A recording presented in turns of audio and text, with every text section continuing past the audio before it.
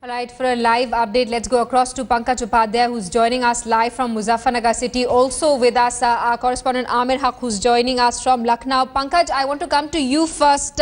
Clearly, the state government is trying to paint a different picture.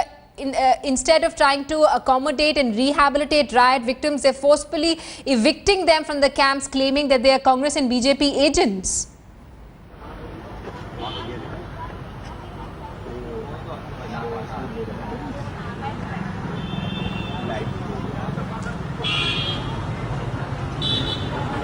Undoubtedly, vote-back politics has preponderated over other measures.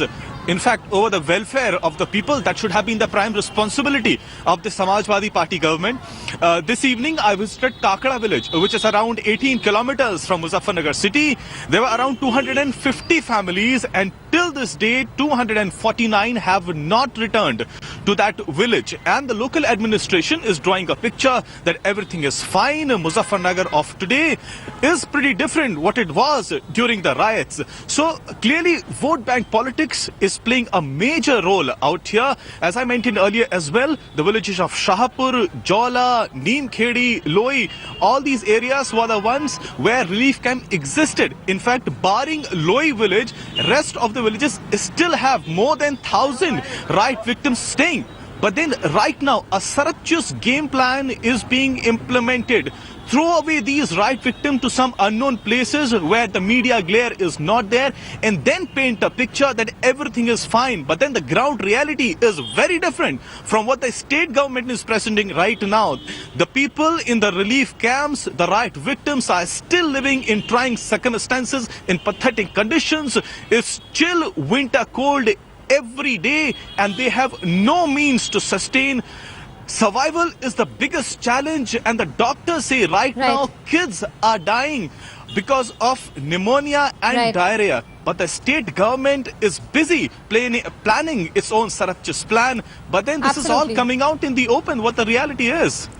Absolutely. Pankaj, in fact, your report said that the government wants these people to go back to their homes. But as you showed us pictures from Kakra village, all their houses have been destroyed. Almost 250 families refusing to go back because their houses have been broken down. Let's also get a word from Amir Haq, who's joining us live from Lucknow. Amir, you've also been covering Mulayam Singh Yadav's grand celebration of the Samajwadi Party there in Saifai. Infant deaths and the plight of riot victims clearly not spoiling their celebrations. Well, yes, Simi, but yes, definitely after the media reports and the kind of criticism that they invited after such grand celebrations in Saifai, they have definitely toned down the celebrations, because we were there yesterday in Saifai on the eve of the new year, and we saw that many of the programs that were to be held on 31st, they were cancelled. In fact, sources have told us that there were dance troops that had arrived in from Mumbai, but they were sent back packing, because obviously the government understands that the kind of message that this is giving through the media and otherwise is hurts the political chances of the government, especially with the elections around. Absolutely, and the celebrations also highlight the apathy of the Samajwadi Party government that promises to be the face of Muslims in Uttar Pradesh. Pankaj Upadhyay and Amir Haq, thanks so much for taking us through those details.